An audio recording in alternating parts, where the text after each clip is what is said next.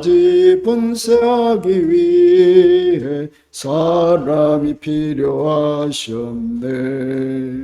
자기 성막 건축하시려고 모세를 세워 쓰셨네. 하나님 필요 위해 우리를 찾고 계시네. 사탄을 멸하시기 위해 사람이 필요하셨네. 생명의 말씀 이루시려 예수를 들어 쓰셨네. 하나님 필요 위해 우리를 찾고 계시네. 세상을 정복하기 위해 사람이 필요하셨네. 이 땅에 나라 세우시려 교회를 건축하셨네. 하나님 필요 위해 우리를 찾고 계시네. 예.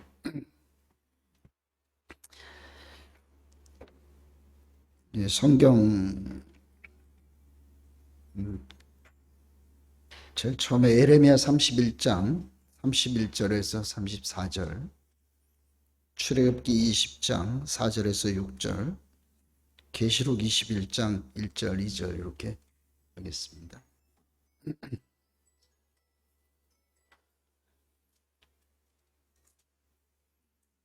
먼저 예레미야 31장 31절에서 34절까지입니다.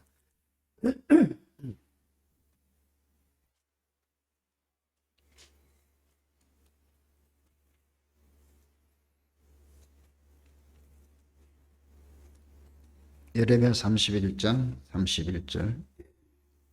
여호와의 말씀이니라. 보라, 날이 이르리니 내가 이스라엘 집과 유다 집의 새 언약을 맺으리라. 이 언약은 내가 그들의 조상들의 손을 잡고 애굽 땅에서 인도하여 내던 날에 맺은 것과 같지 아니할 것은, 내가 그들의 남편이 되었어도 그들이 내 언약을 깨뜨렸음이라. 여호와의 말씀이니라.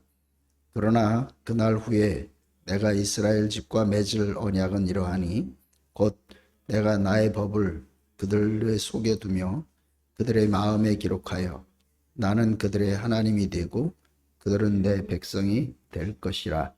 여호와의 말씀이니라. 그리고 출애굽기 20장 4절에서 6절까지. 출애굽기 20장 4절에서 6절.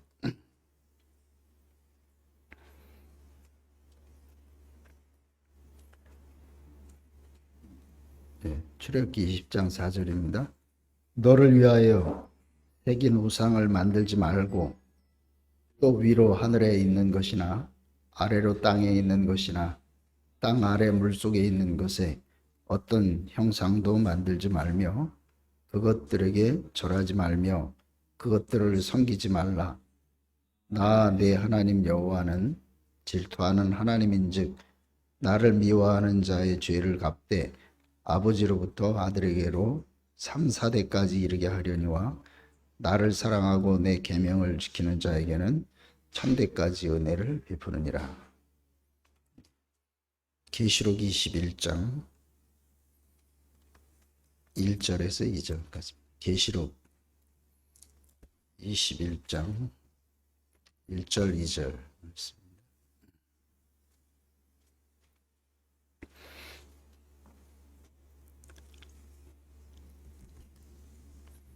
예, 계시록 21장 1절입니다.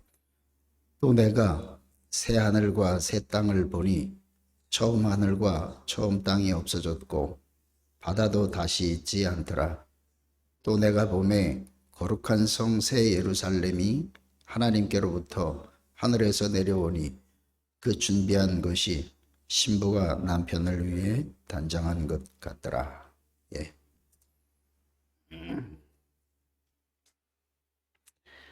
새 언약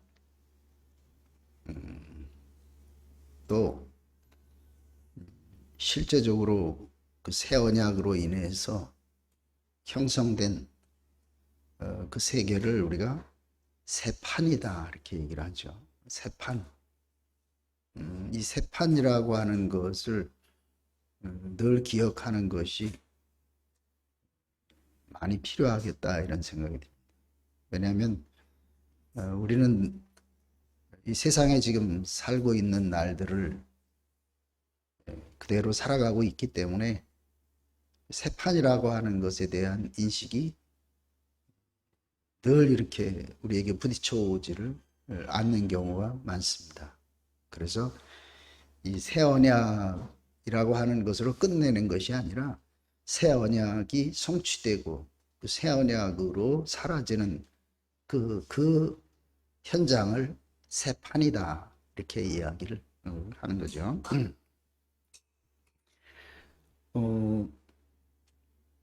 우리가 살아가면서 우리는 그 살아있는 자체가 그 문제가 많다 그렇게 생각을 합니다.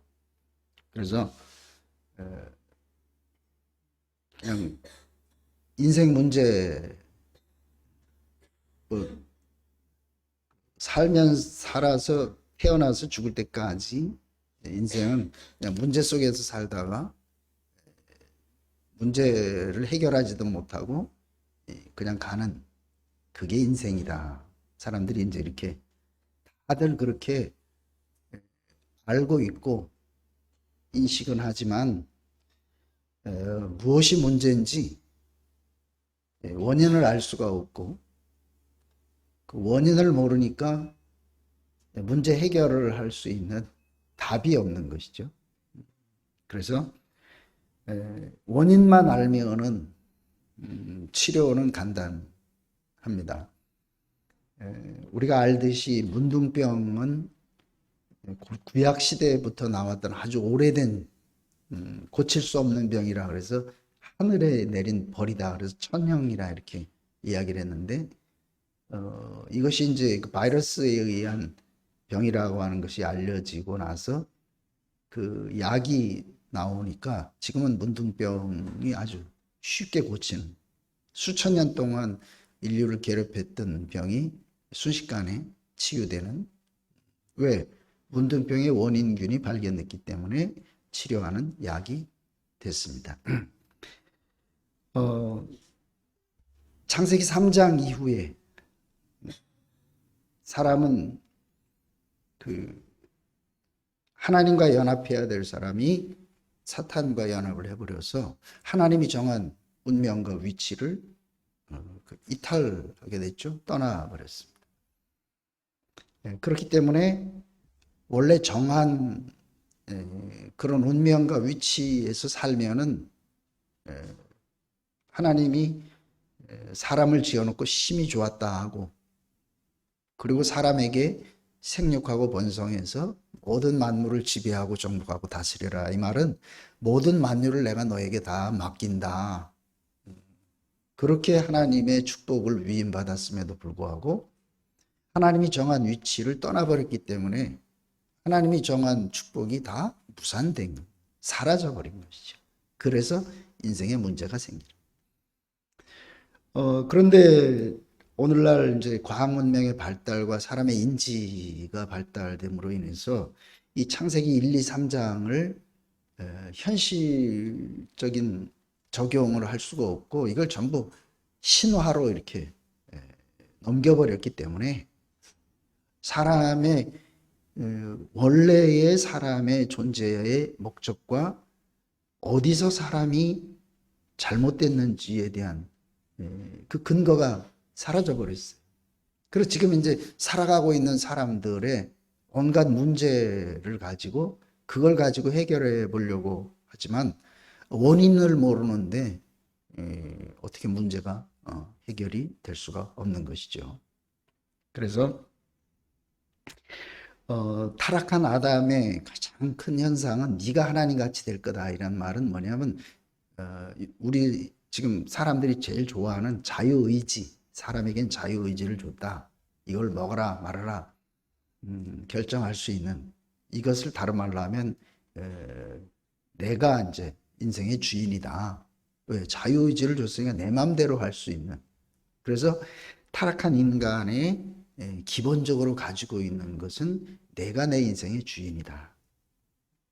이걸 포장을 해서 자유의지를 주셨다 이렇게 이야기를 합니다. 자유의지라는 말이 인간의 모든 입장을 대변하는 것 같지만 절대로 안 그렇죠. 내가 자유의지가 있어도 나보다 강한 사람을 만나면 내 자유의지는 여지없이 그냥 묵살되는 겁니다.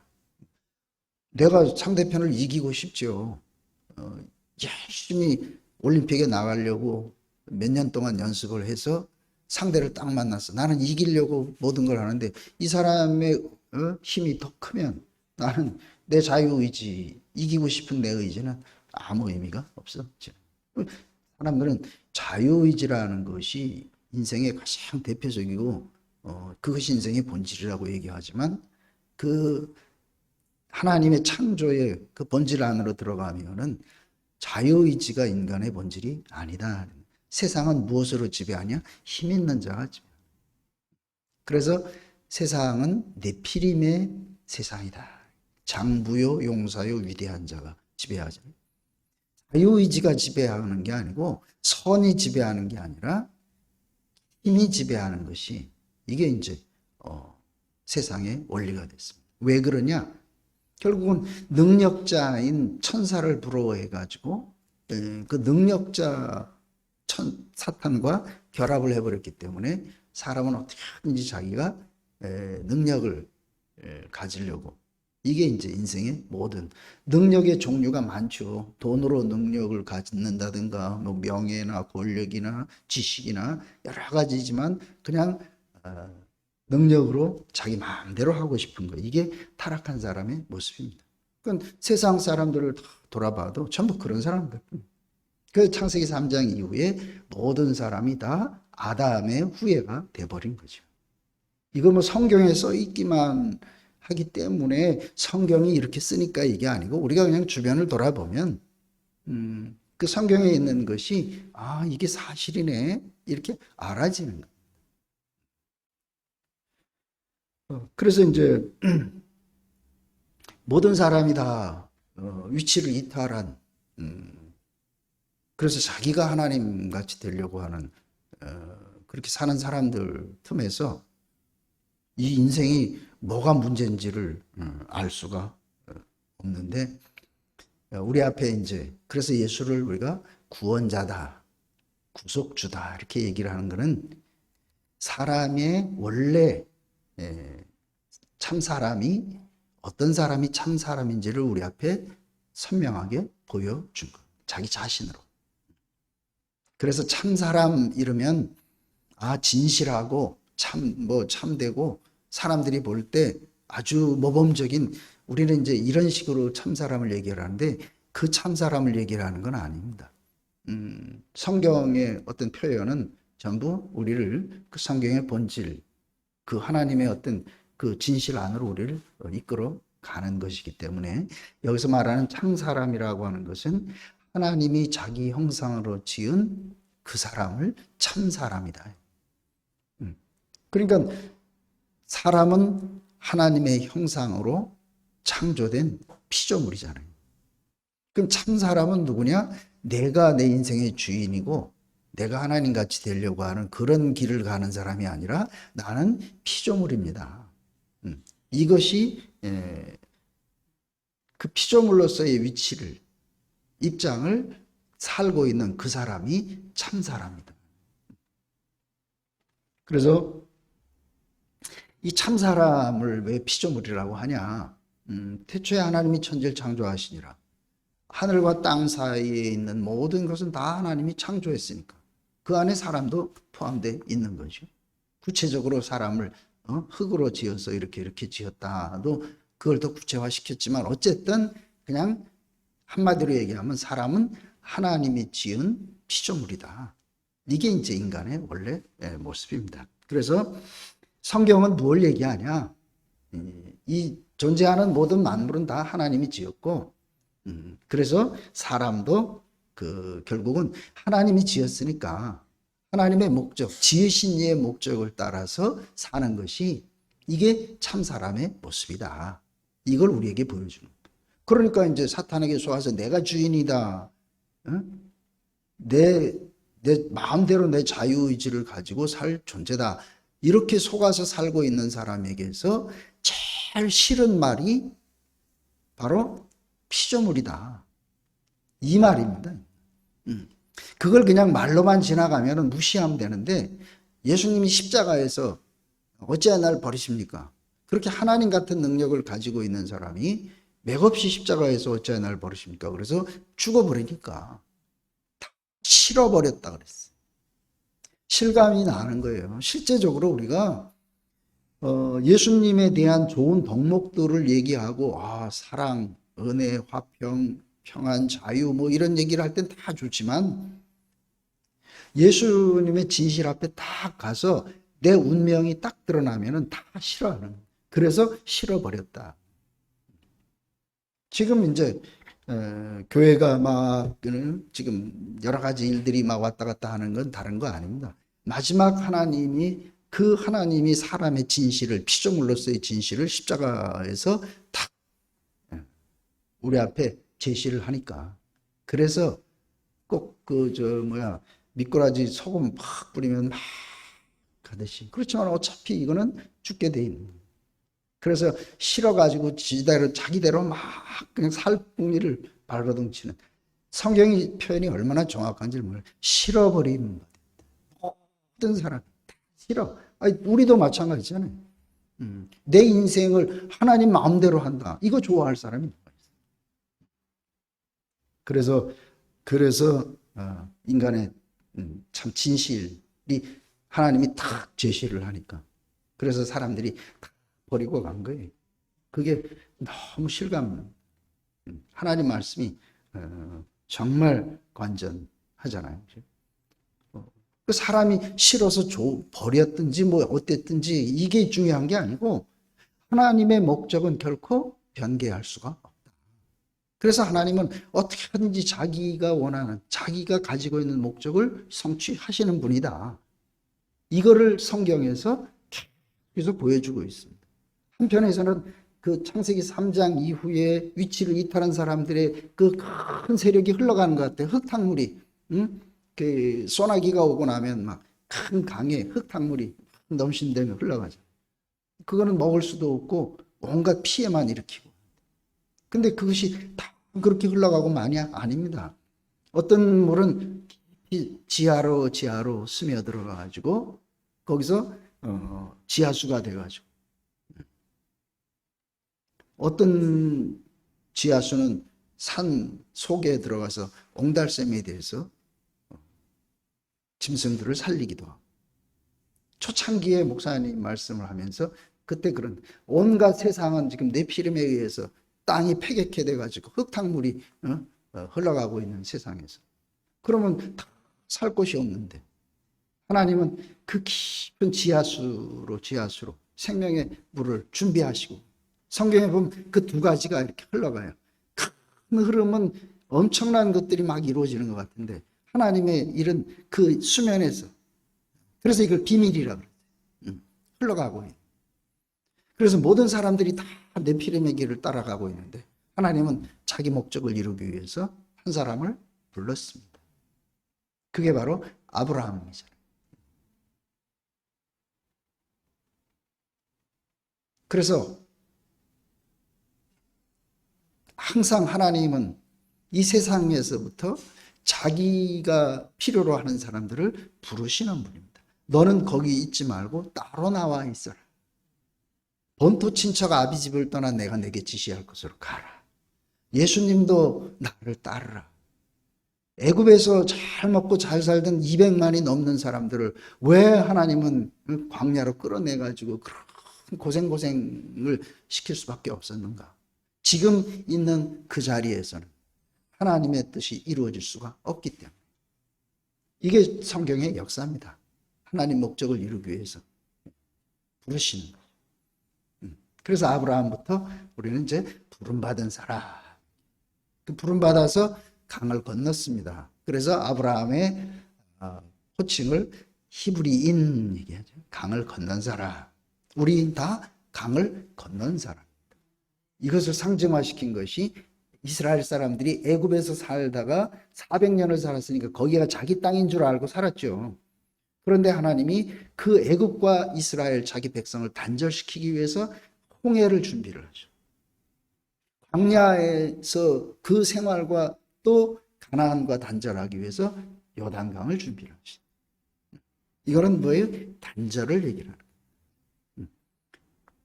홍해를 가를 때 하나님 하시는 말씀이 오늘 너희가 이 본 광경을 다시는 보지 않을 것이다. 그래서 가나안 땅에 들어간 이후에 이스라엘 사람들, 애굽 사람들을 전혀 접할 필요가 없었습니다. 이게 부름받은 사람의 삶의 모습이에요. 그래서 하나님이 사람을 불러서 그 사람을 어떻게 빚어가시는가 하는 것이 아브라함, 이삭, 야곱.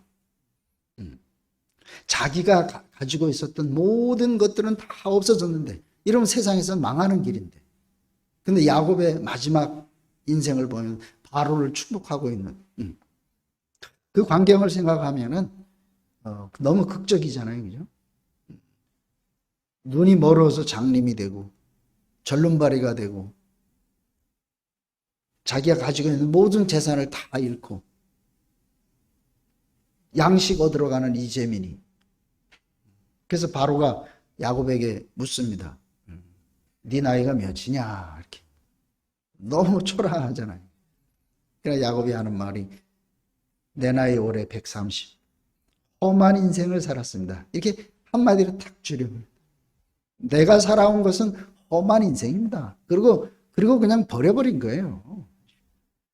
이 인생 130년을 별 자기 그 장자권을 얻기 위해서 별 일을 다 하고 살았는데 딱 하나님의 필요 앞에 탁 가니까 그냥 한마디로 130년 험한 인생으로 끝나버렸습니다.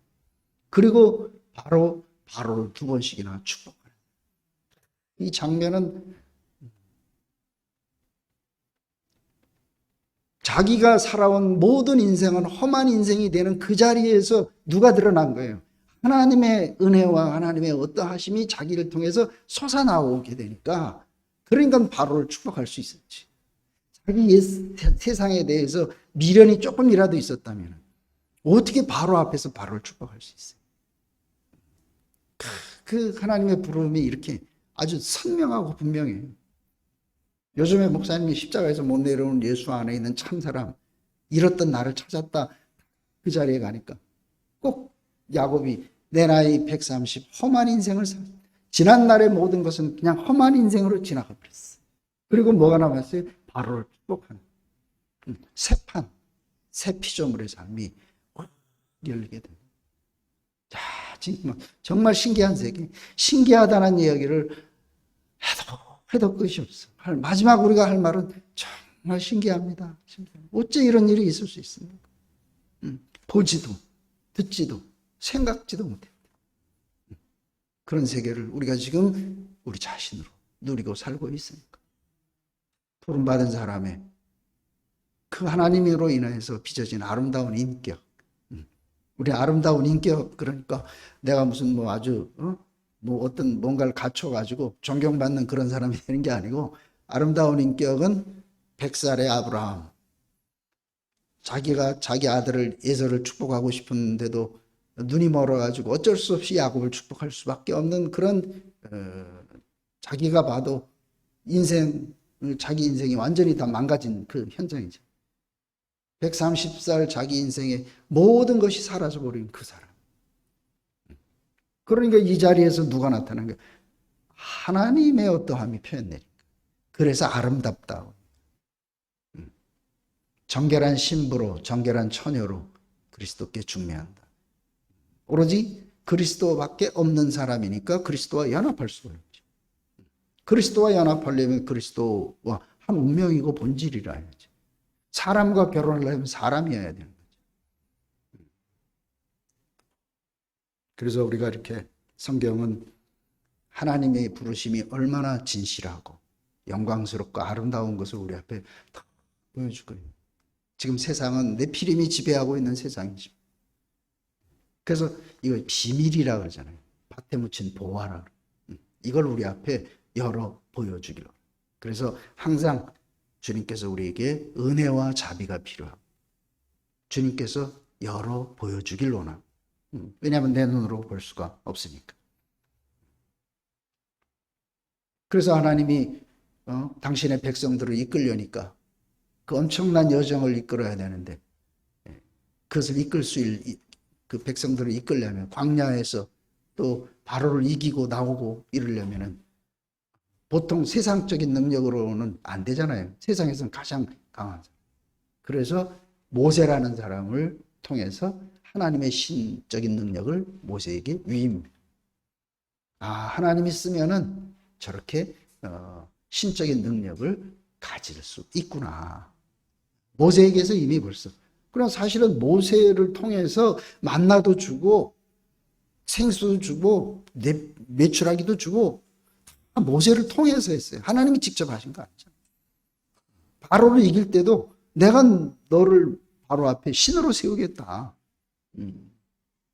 그러니까 이 성경에 이렇게 보면 모세가 이렇게 했다 이게 아니고 하나님이 필요하시면 사람을 얼마든지 신적인 능력을 부여해가지고 사람 앞에 신으로 세울 수가 있다.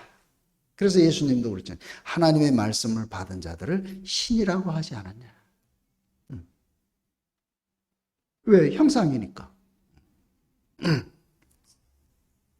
그래서 이제 이스라엘 백성들을 이끌어내야 되니까 광야에서 보호를 하고 인도해야 되니까 모세에게 신적인 능력을 부여해서 그래서 자기의 백성들을 이끌어냈던. 그리고 다윗을 통해서 이제 당신의 나라가 필요하니까 또 하나님은 당신의 나라를 이룰 수 있는 왕을 준비하는 거죠.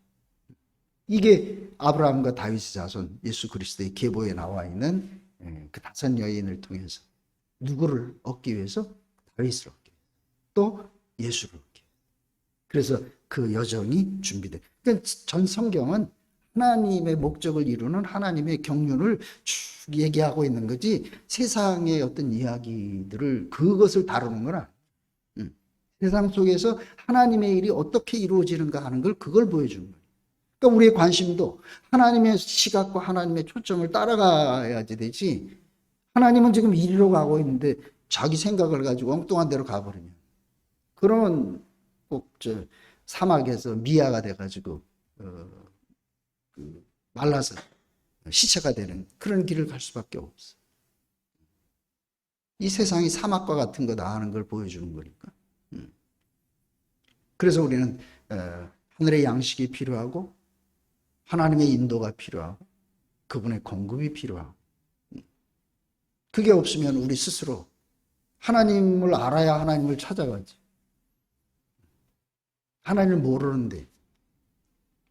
그래서 하나님이 세우신 인도자, 날마다 앞에 계신 주를 배웠습니다. 우리 앞에는 항상 우리를 하나님께로 인도하는 인도자가 늘 있습니다. 꼭 정해진 어떤 사람이 아니라 오늘은 이 사람일 수도 있고 또 오늘은 이 사람일 수도 있고 그때에 하나님이 세우는 가장 가난한 사람이 하나님의 마음을 우리에게 분배를 해주고 그러면 우리가 가난하다는 게 다양하게 많은 가난이 있는데 우리가 왜 말씀을 자꾸만 이렇게 듣고 나누길 원하냐면 하나님 앞에 서야 하나님 앞에서 내가 가난하구나 하는 것을 알 수가 있어요. 다른 가난은 있어봐야 아무 의미 없어요. 가난한 사람이 좀 많아요. 그래서 심령이 가난한 자는 복이 있나니. 돈 없어서 가난하고 망해서 가난하고 이런 게 아니고 하나님의 그 참된 진실 앞에 부요 앞에 그 앞에 딱 서니까 나도 그래도 뭐 좀 있는 줄 알았는데 그 앞에 가니까 아무것도 아니네. 그래서 하나님 만난 사람들은 반드시 죽는다. 내가 알고 있던 나는 하나님 앞에는 아무짝에도 쓸모. 지나간 40년 넘는 우리 나름대로의 살아왔던 은혜와 누림과 이런 모든 것들이 참 하나님의 진실 앞에 십자가 앞에 딱 가니까 모든 게 그냥 다 어린 무용을. 어린 양이 번제단에 들여서 태워지니까 모든 게 싹 없어지고 죄만 남는 거죠. 하나님 말씀 정말 신기하더라고요. 태워지니까 아무것도 아니니까 흙이니까 허무하다는 것이 아니라 그 흙이어야 농부가 마음대로 쓸 수가 있어요. 그래서 분명히 아담은 잘못했음에도 불구하고 하나님께서 아담을 축복하시는, 너는 흙이잖아. 그러니까 너는 흙으로 돌아가야 돼. 왜? 그래야 씨를 가지신 농부가 늘 그 사람에게 심을 수가 있어요. 이게 축복이에요. 전에는 흙이니 흙으로 돌아가라 그러면 이 아무것도 아니네. 농부는 절대적으로 흙이 필요하니까. 아, 이거 하나님 마음이네. 그러니까 하나님 마음 안에 있으면 하나님의 모든 말씀이 다 축복이에요.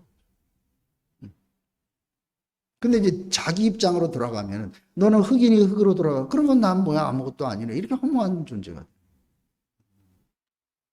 그래서 내가 하나님 말씀이 내게 복이 안 되는구나 이러면 내가 지금 위치를 이탈했구나 이러면 안 돼.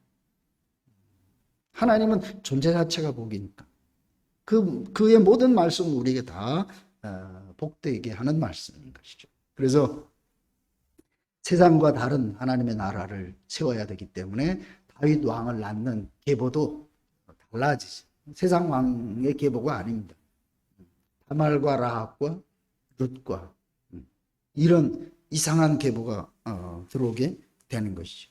왜냐하면 이 땅에 있는 영광이 아니라 하나님의 어떠하심만이 그 다말과 라합과 룻을 딱 보면은 이 사람들로서는 도저히 할 수 없는 걸 누가 하셨냐? 하나님이 하셨구나. 이게 드러나는 거예요. 하나님은 자기를 표현하기를 원하는 거예요. 자기를. 근데 그래서 사울을 세울 때는 모든 사람보다 그 머리 하나가 커서 아주 장부요 용사의 위대한 그 사람을 세웠습니다. 이스라엘의 첫 번째 왕검인 사울을. 근데 지가 잘난 줄 알고 교만해져 가지고 결국은 미치광이가 돼서 죽어버렸잖아요. 다윗은 볼 때 키도 작고 못나고 머리는 곱슬곱슬하고 아버지가 봐도 이거 사람 무시를 못해. 이렇게 버려버린 아들 그 다윗을 하나님께서 들어.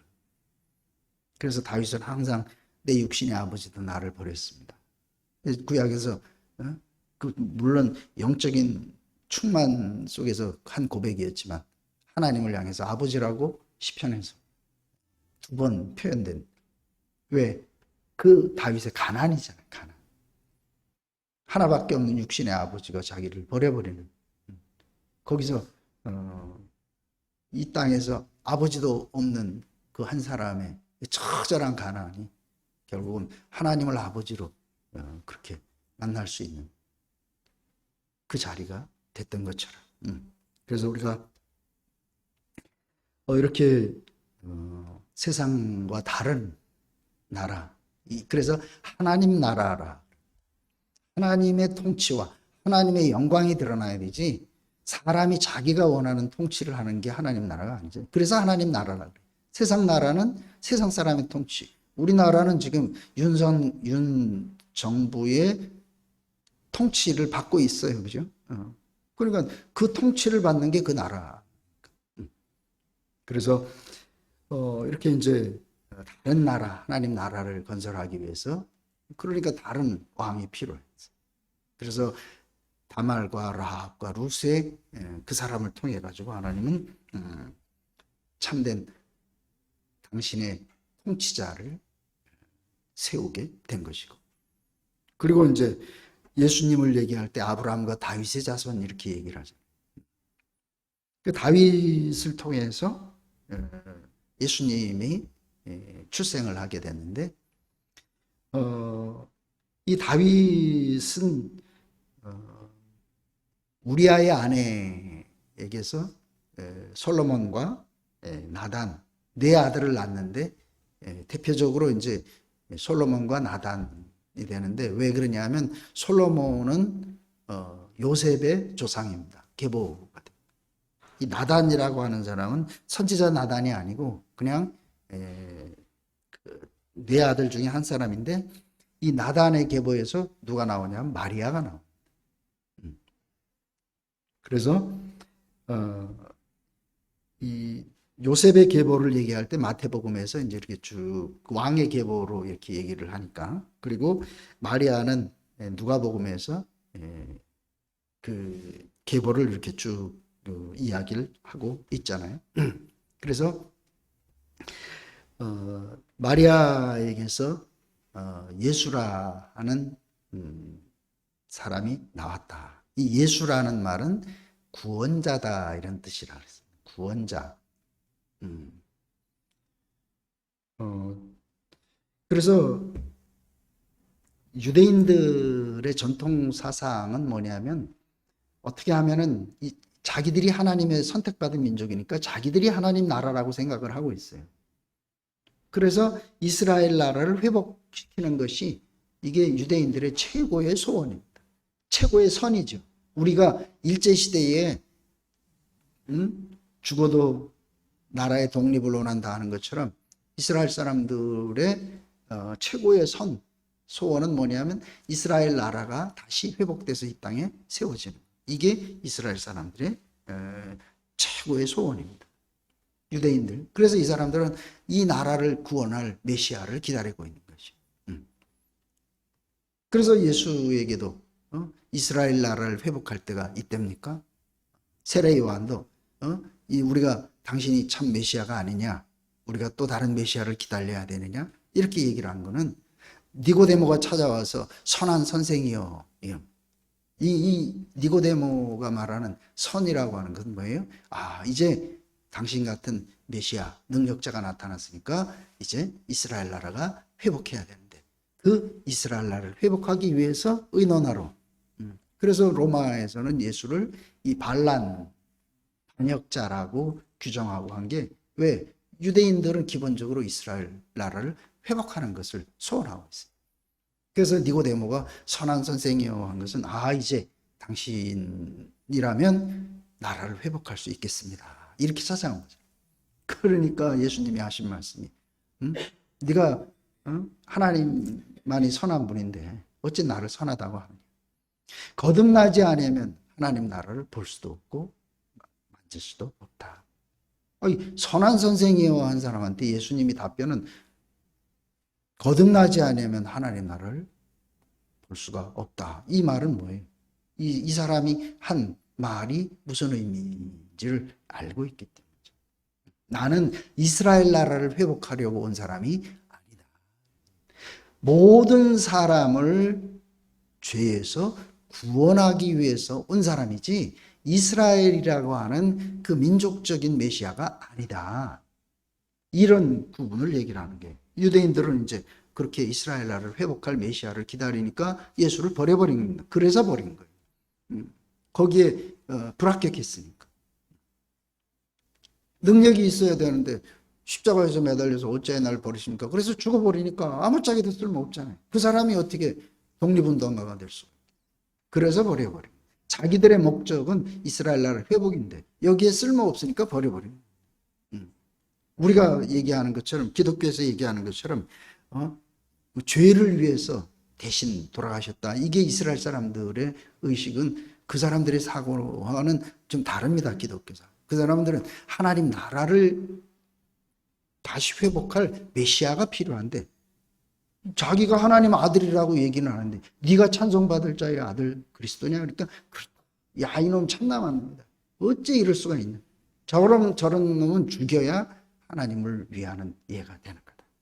이 사람들 당당하게 예수를 죽인, 예수가 다른 죄 문제 해결하려고 죽은 거 아니에요. 그 유대인들의 사고방식 속에서 그들이 필요로 했던 그 메시아, 이스라엘 나라를 회복해야 되는데 거기 쓸모가 없어졌어. 그래서 죽이고 다 버리고 가버리고. 이 본질적인 예수를 기독교가 계속, 이제 문제가 뭐가 돼버렸어요? 이 죄의 문제로 예수를 이렇게 딱 가둬놓게 돼. 왜? 아무리 해도 이 죄 문제가 해결이 안 되니까. 그래서 예수를 대속의 제물로, 구약에도 계속해서 죄 문제가 해결이 안 되니까 양을 대신 그 안수를 해서 양을 대신 죽고, 내 지은 죄를 네가 대신 다 담당하고, 그래서 너는 죽어라. 양이 뭐 수도 없이 죽어도 나는 안 변하니 여전히 나는 죄인이야. 이게 대속의 한계입니다. 그래서 아무리 양을 드려도 안 되니까 하나님께서 하신 말씀, 내가 이제는 양 태우는 그 냄새도 아주 지겹다. 왜? 하나님은 양을 받기를 원하는 게 아니고 이 양이 바로 네 운명이다. 그래서 우리를 양으로, 하나님 자신이 우리를 당신 자신 안으로 그렇게 받으려고, 내가 원하는 거는 바로 이런 사람이다, 이런 사람.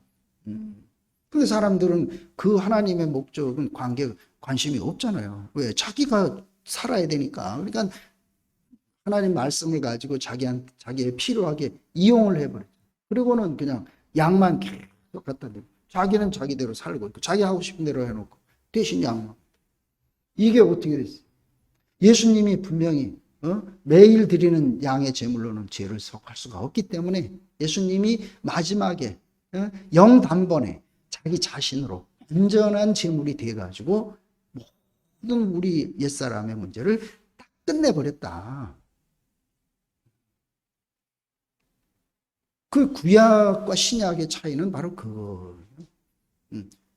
근데 이제 그러면 그 자리가 바로 십자가에서 어찌 날 버리십니까? 이러고 이 자리가 이제 하나님께 드려진 자리인데, 그 전까지는 이제 그 예수의 좋은 덕목을 가지고 예수를 믿고 좋은 사람 되고 이런 사람 되고 이렇게 이제 그렇게 사는, 예수로 말미암은 많은 혜택을 받으면서, 모든 기독교가 그렇잖아요. 하나님한테 기도해가지고 예수님 이름으로 딱 도장 찍어가지고 올려보내가지고. 그렇지만 구약의 4,000년, 신약의 2,000년 동안 지금도 여전히 죄의 문제는 한치도 해결이 안 되고 있습니다. 아까 처음에 얘기했던 것처럼 문제를 해결하려면 원인을 알아야 되는데, 이 죄 문제가 왜 해결이 안 되냐? 이 죄가 뭔지를 모르니까.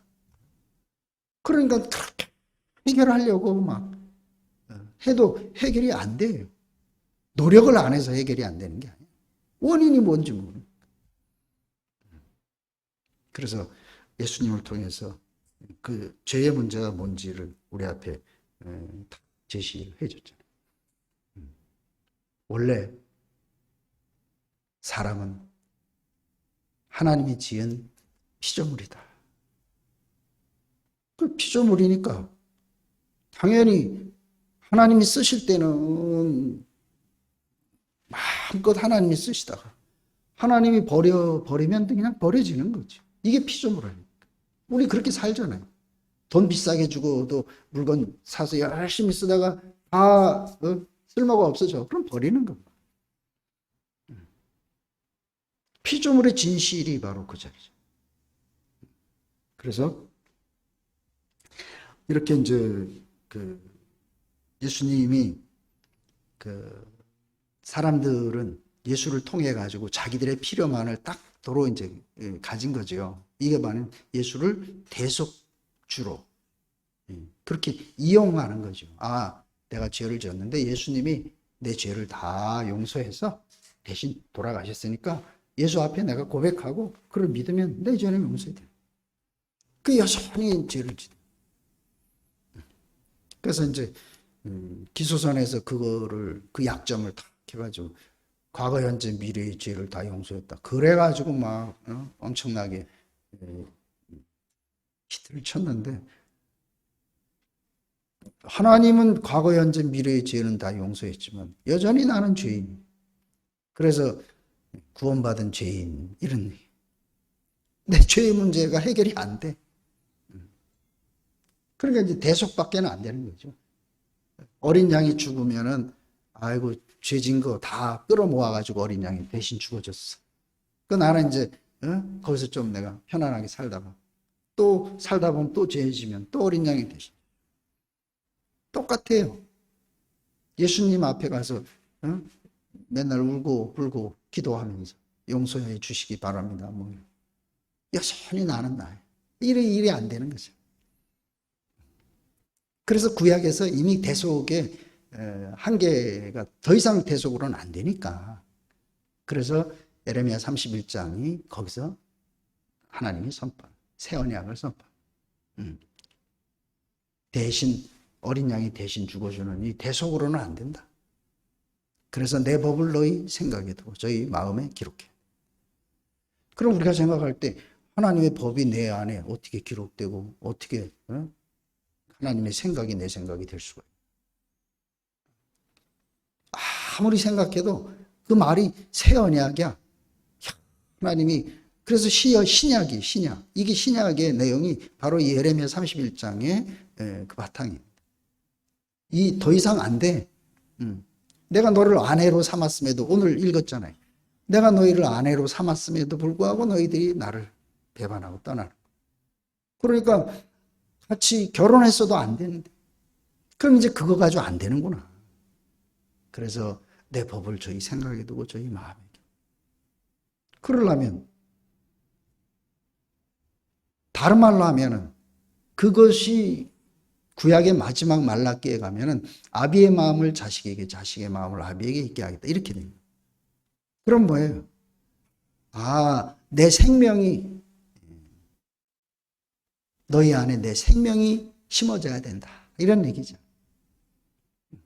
그래서 예수님이 오셔서 니고데모를 딱 만나가지고 하신 말씀이 그거잖아요. 거듭나야 된다 이 말이에요. 다른 말로 하면 나로 나야 된다. 이 말하고 똑같잖아요.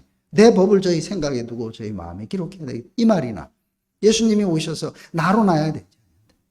나를 먹고 마셔라. 이 말.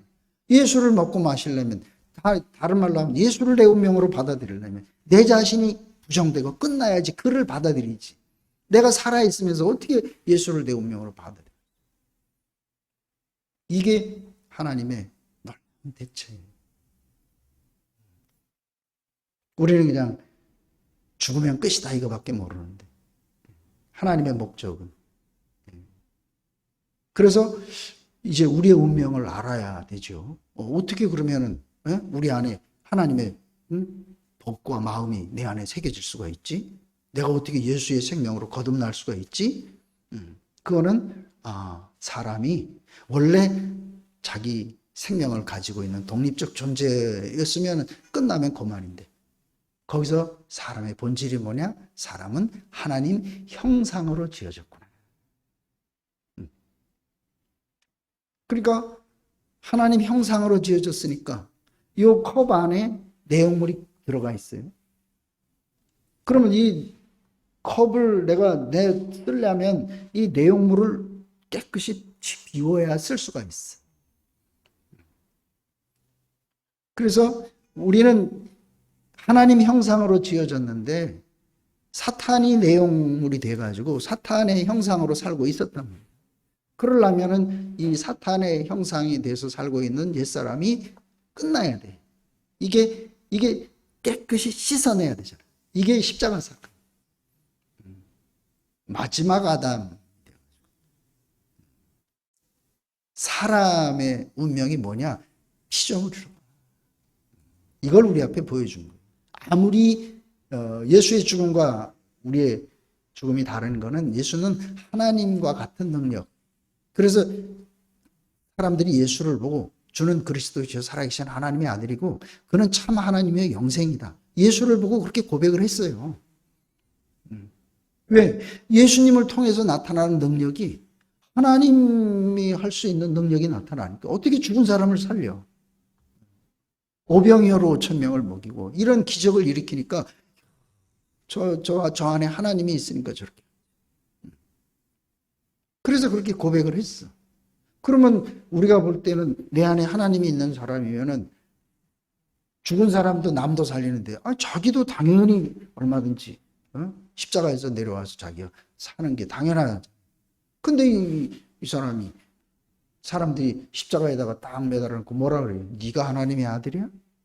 그럼 너 내려와. 너도 살고 남도 살려라. 거기서 우리는 예수님이 십자가에서 비참하게 죽었다 이런 게 아니고, 사람은 아무리 신과 같은 능력을 가지고 있어도 그게 자기 능력이 아니고 형상으로서 하나님과 연합해서 하나님이 그 안에서 사니까 그 예수라고 하는 그 형상을 통해서 하나님의 어떠함이 마음껏 표현된 거죠. 그게 예수에게서만 나타난 게 아니잖아요. 모세에게서 벌써 나타났었어요. 근데 모세가 신적인 능력을 가지고 있어도 사람이었기 때문에 결국은 비스가산에서 죽었습니다. 똑같아. 예수도 하나님과 같은 능력을 가지고 있는 그런 사람이었지만 결국 그는 사람이기 때문에 십자가에 매달으니까 죽더라. 사람은 아무리 어떤 능력을 가지고 있어도 사람은 십자가에 매달으면 죽는 존재라고. 그래서 인생의 진실을 다 우리 앞에 보여줬습니다. 그런데 사탄이 사람을 꼬일 때 뭐라 그랬냐면 네가 하나님같이 될 거라 그랬어요. 네가 신이 될 거라는 얘기죠. 그럼 이 말은 뭐예요? 너 안 죽는다 이런 얘기입니다. 근데 예수님이 딱 죽었잖아요. 사람들은 안 죽을 줄 알고 그래서 네가 하나님의 아들이냐? 그럼 뛰어내려. 하나님 아들은 안 죽는다. 왜? 신이니까 이렇게 생각해요. 그러면 예수님 만약에 안 죽고 신이 돼가지고 하나님의 아들이 됐다. 그러면 우리는 뭐가 되는 거예요? 우리는 낙동강 오리알처럼 우리는 하나님 아들이 될 수가 없죠. 우리는 신이 아니니까. 그래서 이것이 우리의 참된 구속이 되는 거죠. 저런 신적인 능력을 가지고 있어도 결국 나하고 똑같은 사람이네. 이렇게 되니까 어떻게 됐어요? 나도 하나님의 아들이 될 수 있는 그 길이 열린 겁니다. 이게 구속의 참. 그러니까 이 사실을 우리가 알았다는 것이 예수님이 십자가에서 못 내려오고 죽었어. 나하고 똑같은 사람이야. 그러고 지나갈 수 있는 일이 아니잖아요. 세상에 어떻게 내가 이 육체를 가지고 있는 이런 존재가 어떻게 하나님 아들이 될 수? 그래서 예수님이 죄 때문에 인간의 죄 때문에 죽었다. 이 말은 이거는 사람들이 자기 문제를 해결하려고 예수를 변질시켜 놓은 거죠. 그렇지만 해결이 안 되잖아요. 그게 진실이 아니니까. 예수님이 만약에 인간의 죄 때문에 죽었다면 인간의 죄도 거기서 해결이 됐어야 돼. 근데 왜 예수님은 죽었는데도 왜 인간의 죄는 죄 때문에 죽었는데 하나님 아들이 죽었는데 왜 인간의 죄는 해결이 안 돼? 이것은 그게 그 죄 때문에 예수님이 죽은 것이 아니다. 모든 사람을 하나님이 지은 참 사람, 인간은 피조물이로구나. 하나님의 형상이로구나. 이걸 보여주는 것이 십자가 사건입니다. 피조물은 지으신 이의 뜻대로 되어지는 것이죠. 그리고 하나님의 형상으로 지었기 때문에 어떻게 그러면 그런 능력을 행할 수가 있어요? 하나님과 연합을 하니까. 그래서 예수님을 성육신, 말씀이 육체가 됩니다. 하나님 생명이 내 법을 저희 생각에 두고 저희 마음에 기록하겠다 한 바로 그 사람. 그래서 예수를 독생자. 아무도 그런 사람이 없었는데 예수에게서 하나님의 법과 하나님의 생명이 그 안에 연합된 한 사람이 딱 처음으로 드러난 사람. 그게 첫열매라 그래요. 이런 말씀들이 성경의 말씀들이 얼마나 정확한지 몰라요. 그 첫사람이었잖아요. 독생자고 첫열매고. 근데 그 한 사람으로만이 아니라 우리 모든 사람들을 사람을 원래 지을 때 그 사람으로 지었으니까. 그래서 하나님은 한 사람만 지었다 하는 말이 맞는 말이에요. 이 사람도 있고 저런 사람도 있고 아닙니다. 사탄이 속인 거죠. 각자. 네가 하나님 같이 될 거야. 그래서 너하고 나하고 달라. 이것은 사탄의 말입니다. 하나님 말씀은 뭐야? 다 한 사람이에요. 한 사람. 왜? 하나님 형상으로 지어진 한 사람. 근데 하나님 형상으로 지어진 한 사람을 우리가 못 봤으니까, 다 다른 사람들만 봤으니까 너는 이렇게 달라 나는 저렇게. 근데 정말 신기해요. 예수의 운명 안에서 참 나를 발견하고 갈수록 점점 그 운명 안으로 깊이 이끌려 갈수록 야, 사람들이 점점 더 한 사람으로 자꾸 보여주는, 행위적인 입장에서 그 사람을 보던 눈이 자꾸 씻겨 나가고, 하나님이 지은 형상, 이 사람이라는 말 자체가 성경에서는 하나님의 형상으로 사람을 지으셨다, 요거밖에 없잖아요.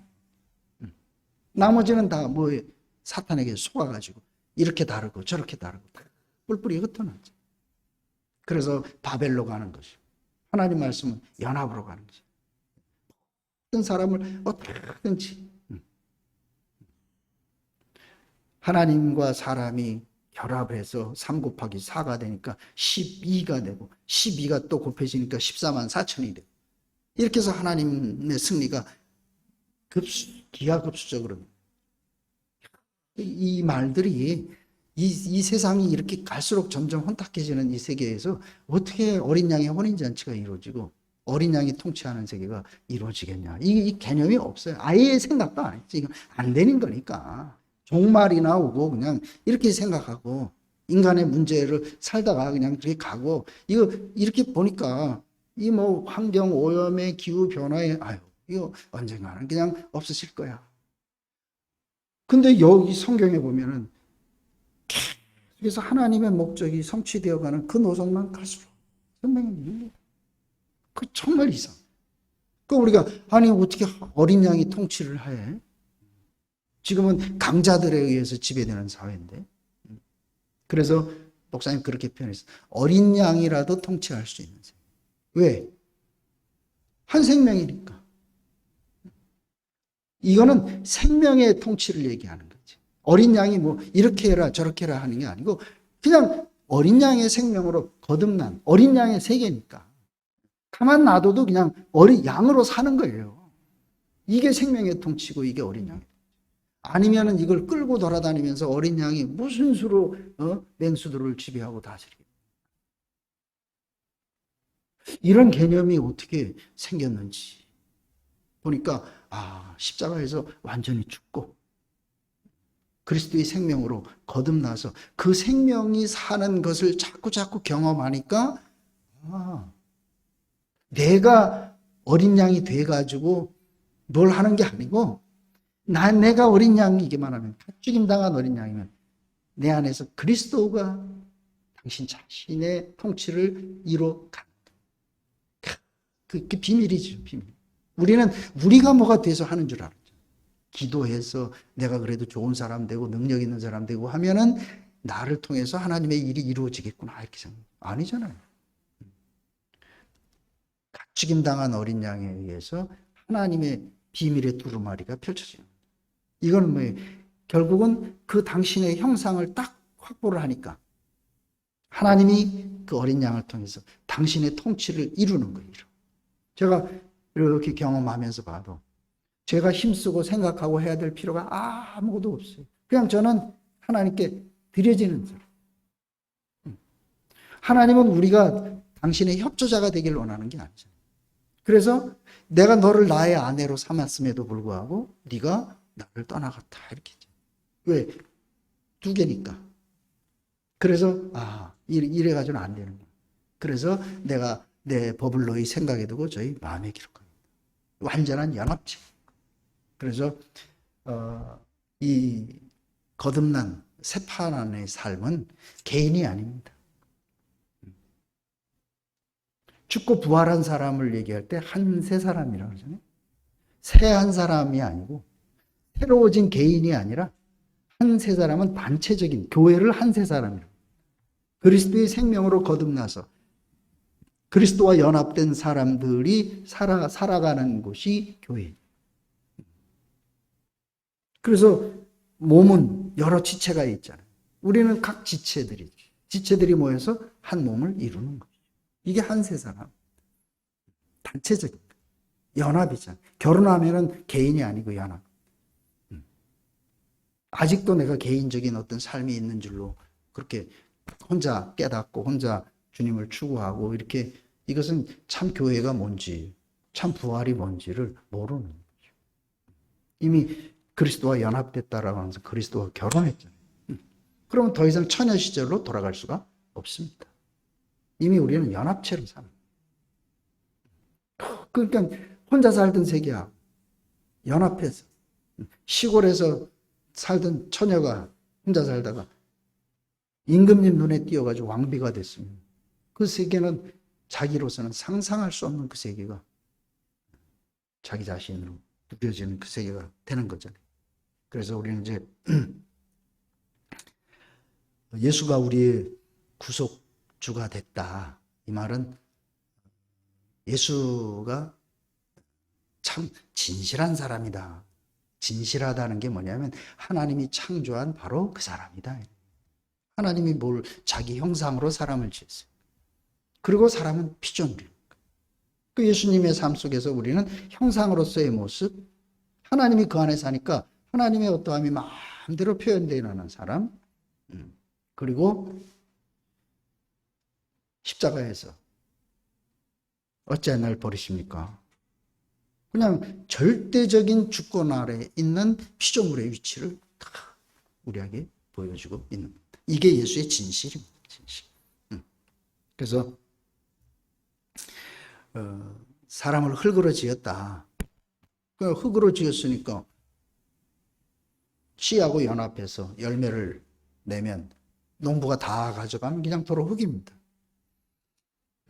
그러면 흙의 입장에서 아이고 나는 1년 내내 애썼는데 다 가져가 버리면 나는 뭐야? 이렇게 될 수도 있고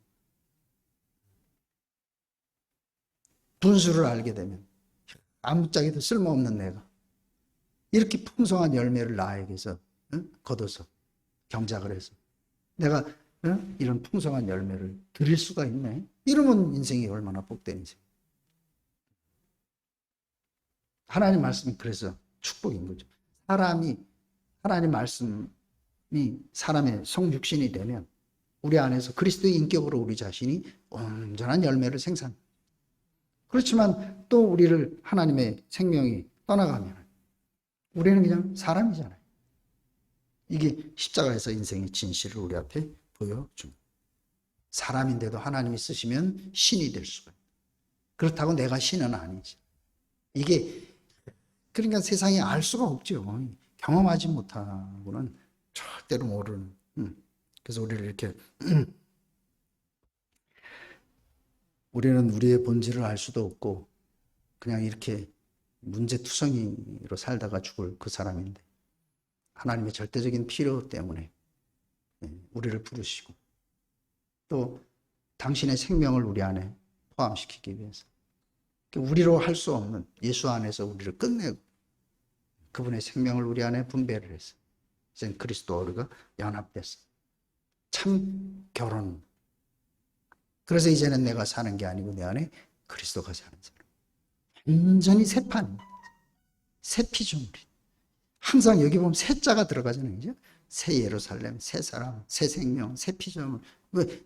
새 하늘, 새 땅, 딱. 왜? 이 옛 것은 종이축처럼 말려 올라가서 없어졌습니다.